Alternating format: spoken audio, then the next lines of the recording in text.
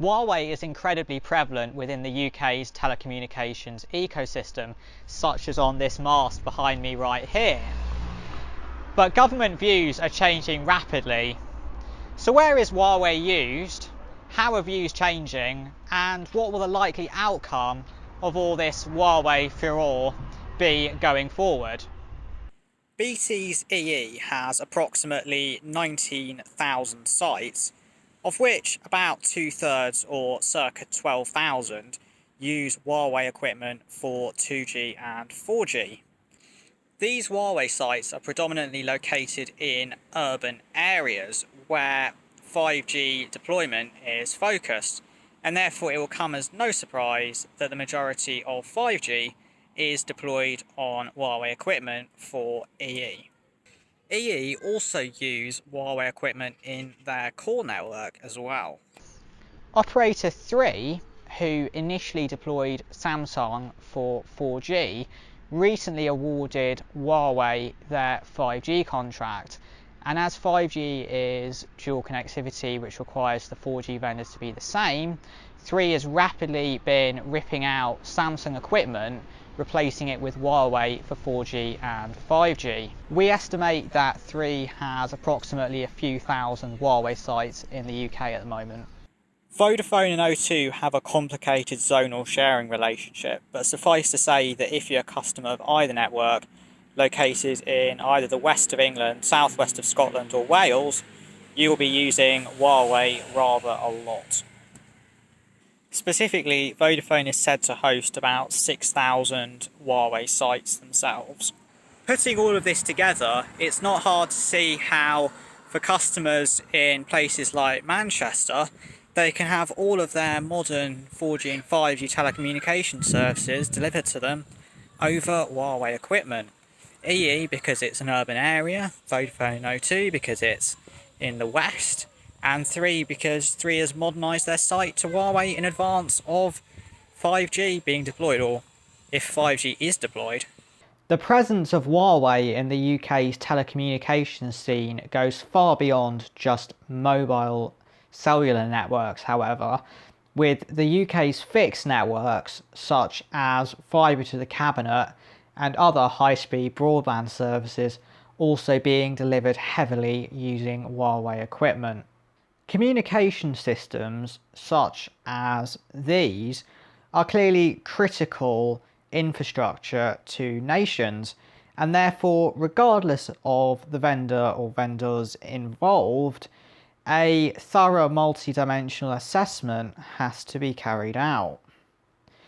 Now, in the case of this current Huawei debate, there are some factors which are relatively straightforward and some which are rather more divisive.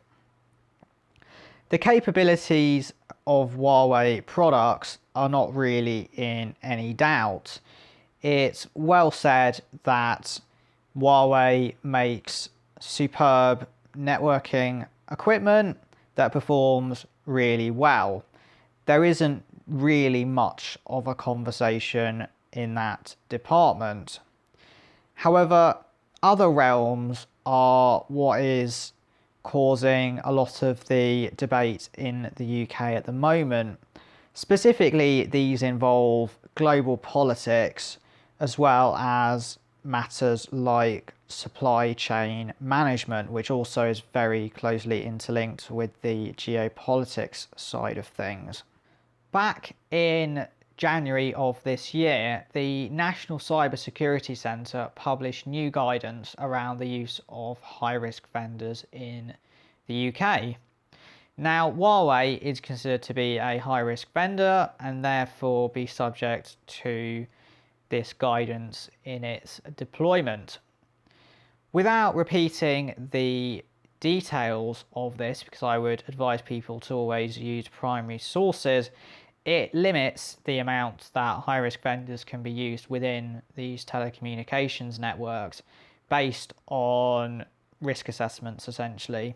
So high-risk vendors are much more limited in the amount of presence, in fact, essentially excluded from presence in sensitive domains, and in much less sensitive parts of networks there are restrictions in place to mitigate risk essentially. However, a number of key political figures within the UK did not approve of this guidance, saying it didn't go far enough. And in addition to that, recent supply chain hazards relating to US policy potentially lead to increased risks around Huawei's involvement in the telecommunications ecosystem of the UK, which is very much the interlinking of supply chain and geopolitics there. It is predominantly the combination of these factors which has led recently to a substantial rethink around Huawei's involvement in the UK's networks.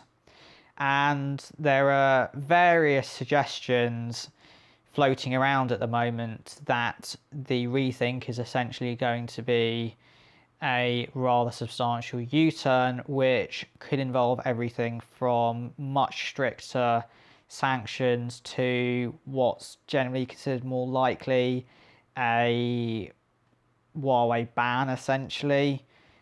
The exact details are not clear at all, and with things like this the devil is always very much in the detail. One possible route which has been reported is a cease of Huawei installations after 2021 with a total removal of Huawei equipment expected by the end of 2025. The reason for the latter date is because of the UK's election cycles, and that fits with the suggested expectation of Huawei being gone for the next election. Clearly, an end date has to be considered very carefully, because if it's too soon, there will not be the resources to carry it out without adversely impacting the telecommunications landscape of the country.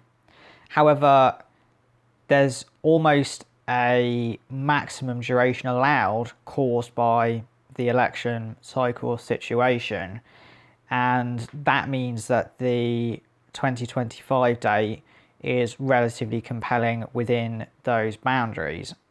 Not only are there timescale based challenges with removing Huawei, there are also monetary considerations as well.